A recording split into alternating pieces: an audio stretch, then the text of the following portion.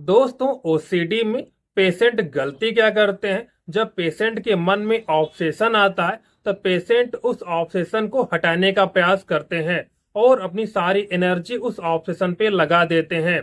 आप ऐसे समझ सकते हैं जैसे आप अपनी आंखें बंद कीजिए और आप एक रेगिस्तान की कल्पना कीजिए। तो आप जब कल्पना करेंगे तो आपको एक रेगिस्तान दिखाई देगा। अब आप ये कल्पना कीजिए कि उस रेगिस्तान में कोई भी ऊंट नहीं है। तो क्या होगा? आपका जो मन है उस ऊंट को निकालने का प्रयास करेगा और क्या होगा? आपको ऊंट दिखाई ही देगा।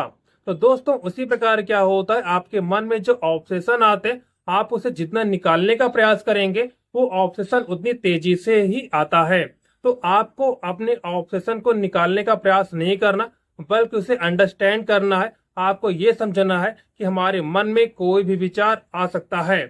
जैसे हाथ धुलने का विचार, ये नॉर्मल व्यक्ति के मन में भी आता है, लेकिन नॉर्मल व्यक्ति क्या करता है? हाथ को नहीं धुलता या उस चीज को टाल देता है, चलो हम बाद में हाथ धुल लेंगे, ये नॉर्मल तरीके से हाथ धुल लेता है।